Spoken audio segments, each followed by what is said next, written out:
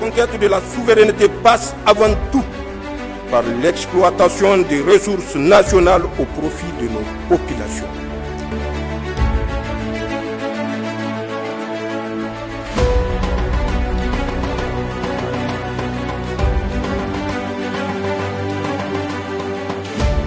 Édition en marge de la rencontre des ministres de l'Alliance des États du Sahel qui s'est tenue du 23 au 24 septembre 2024 à Bamako, la capitale malienne.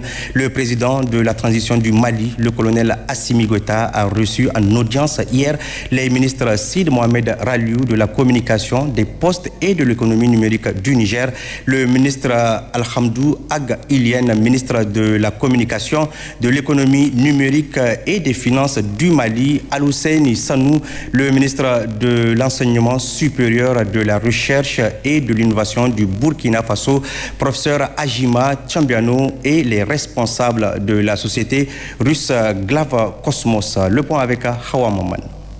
Le projet de conception de 2 satellites pour les télécommunications et la détection terrestre à distance confirme la volonté des pays du Sahel de se doter d'outils de pointe pour assurer leur souveraineté.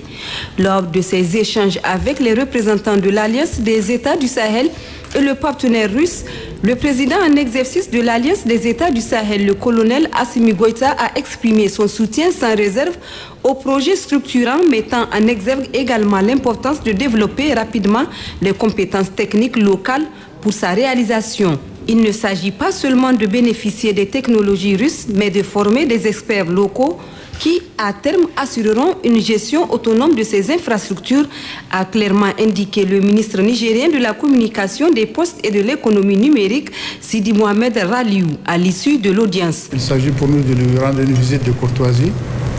Et notre rencontre porte sur la nécessité de déployer 2 types de satellites. Le premier, c'est le satellite de communication qui va assurer l'Internet, la télévision et la radio. Le deuxième aspect du projet, c'est la constellation de 2 satellites. Le premier est un satellite optoélectronique qui va nous permettre d'avoir des imageries satellitaires pour permettre à tous les secteurs de développement d'avancer sur la production, sur la santé, sur l'éducation, et sur la sécurité et la défense, et même le contrôle de nos frontières. Le deuxième satellite de constellation concernera les radars de détection en matière de sécurité, en matière de prévention des catastrophes et de la gestion des catastrophes. La troisième partie de ce projet porte sur la formation des experts. Nous venons d'être reçus par le président qui nous a soutenus et qui a demandé à ce que ces experts soient formés tout de suite, afin de nous permettre à terme d'avoir les compétences, l'autonomie et la souveraineté par rapport à la gestion de ces satellites. Le directeur général de la société Glav Cosmos, Ilia Taransenko, lui, s'est appesanti sur l'efficacité attendue de ce partenariat pour résoudre non seulement les problématiques de sécurité avec la surveillance des frontières, mais aussi et surtout pour contribuer à l'essor économique des 3 pays grâce à l'application des technologies spatiales. La particularité de ce projet réside en fait que ce projet sera réalisé dans le même temps aux intérêts des 3 États de l'Alliance des États du Sahel, ce qui va nous permettre de répondre aux 3 questions prioritaires. La société Glav Cosmos est une entreprise russe spécialisée dans les activités spatiales, fondée en 1985, filiale de l'agence spatiale russe Roscosmos. Elle joue un rôle clé dans la coopération internationale pour l'exploration et l'utilisation pacifique de l'espace. Je l'annonçais en titre, le Premier ministre, ministre de l'économie et des finances, Ali Mohamed Lamine Zen, a présidé ce matin à son cabinet la 2e session du Conseil national du crédit au titre de l'année 2024. L'ordre du jour de cette session avec Mahmoud Idriss Meiga et Ousmane Sanabdou. Un seul point était inscrit à l'ordre du jour de cette 2e session du Conseil national du crédit, présidé effectivement par le Premier ministre, ministre de l'économie et des finances, Ali Mohamed Lamine Zen. Il s'agit de l'examen du rapport de l'étude des impacts économiques et financiers des sanctions prises contre le Niger par les instances communautaires depuis le 26 juillet 2023. Ces sanctions, comme vous le savez, économiques et financières, ont entraîné la perturbation des chaînes d'approvisionnement, une hausse des prix des produits importés, des difficultés dans les secteurs de transport aérien et terrestre. Cette situation a également réfréné les activités des entreprises publiques et privées, notamment les commandes, les investissements, sans oublier la production. Toutefois, le pays a fait preuve de résilience sous la haute conduite et le leadership du président du CNSP, le général Tchani, avec un taux de croissance économique malgré toutes les pressions, les défis, qui est resté positif, 2,4 en 2023, et de bonnes perspectives pour les prochaines années, Inch'Allah. Pour ce qui est du secteur financier, les gels des avoirs de l'État et la suspension des transactions financières internationales ont entraîné l'arrêt des prêts interbancaires, des encaissements, des fonds à l'étranger et fragilisé la liquidité bancaire. L'impact est également perceptible au niveau de la distribution des crédits et de la mobilisation des dépôts publics, des dépôts du public. Le Premier ministre Ali Mohamed Lamine Zen est aussi revenu sur le contexte dans lequel se tient cette deuxième session du Conseil national du crédit, notamment les différentes crises sociopolitiques mondiales, la croissance économique mondiale et sous-régionale et celle du Niger particulièrement. Cette session se déroule dans un contexte international marqué par les tensions au Moyen-Orient, on le sait, la poursuite du conflit russo-ukrainien et le maintien du taux directeur des différentes banques centrales assez élevé, notamment dans les pays avancés.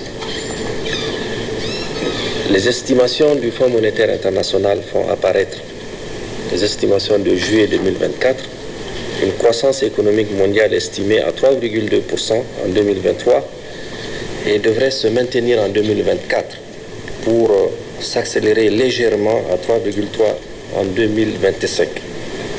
Les perspectives au niveau de la région sont assez encourageantes et intéressantes, notamment dans l'UEMOA.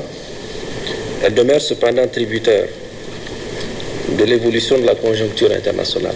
On sait parfaitement ce qu'il y a comme situation sociopolitique, sécuritaire, ainsi que des effets du changement climatique. On voit bien dans les différents pays affectés par les inondations et autres catastrophes naturelles. Les prévisions effectivement de la Banque centrale, le taux de l'Union, le taux de croissance réelle du PIB, en termes réels, ressortirait à 5,9 en 2024, puis 6,9 en 2025. Cette accélération serait notamment impulsée par la bonne tenue de production extractive et manufacturière. Tirant avantage de l'exploitation pétrolière, ça c'est le cas du Niger, on enregistrerait un taux de croissance du PIB en termes réels, donc pour l'année 2024 à peu près à 10,6 et 7,4 en 2025. Le Premier ministre Ali Mohamed Lamine Zen a fini son allocution en demandant aux participants de formuler les meilleures propositions et recommandations au terme de cette session. Au regard donc de l'importance du sujet, je vais vous inviter à une analyse approfondie de ce projet de rapport afin d'alimenter les échanges que nous aurons et de faire des propositions concrètes en vue d'améliorer les recommandations qui en seront issues. Je précise qu'une étude a été demandée, un peu plus approfondie, et qui permettra, en jumelant les deux, d'avoir une vue plus réelle, plus réaliste et plus concrète de cet impact-là. Donc je voudrais souhaiter plein succès à nos travaux et déclarer ouverte la deuxième session du Conseil national de crédit pour le Niger au titre de l'année 2024. Pour rappel, le Conseil national du crédit étudie les conditions de financement du système bancaire et financier, notamment dans ses relations avec la clientèle et dans la gestion des moyens de paiement, ainsi que les conditions le financement de l'activité économique. Et puis le Premier ministre de l'économie et des finances, Ali Mohamed Lamine Zen, a accordé cet après-midi une audience au nonce apostolique ambassadeur du Saint-Siège au Burkina Faso et au Niger, Monseigneur Michel Kroti, l'archevêque. Et en fin de mission, il est allé présenter ses civilités au Premier ministre. Retrouvons Mamoudou Idrissa Maïga et Ousmane Sanabdou pour le compte rendu. Monseigneur Michael Kroti, archevêque titulaire, nonce apostolique, c'est-à-dire représentant diplomatique du pape, accrédité auprès du Burkina Faso et du Niger, ou tout simplement ambassadeur du Vatican, est en fin de mission dans nos deux pays. Il est allé à cet effet présenter ses civilités au Premier ministre, ministre de l'économie et des finances, Ali Mohamed Lamine Zen. À la fin de mission, je profite de l'occasion pour saluer les autorités nigériennes, pour remercier aussi les périodes de mon mandat depuis 4 ans et aussi de porter les salutations du pape François, d'assurer les autorités nigériennes de le soutien spirituel du pape François pour les peuples nigériens et pour aussi assurer la bonne coopération de l'Église.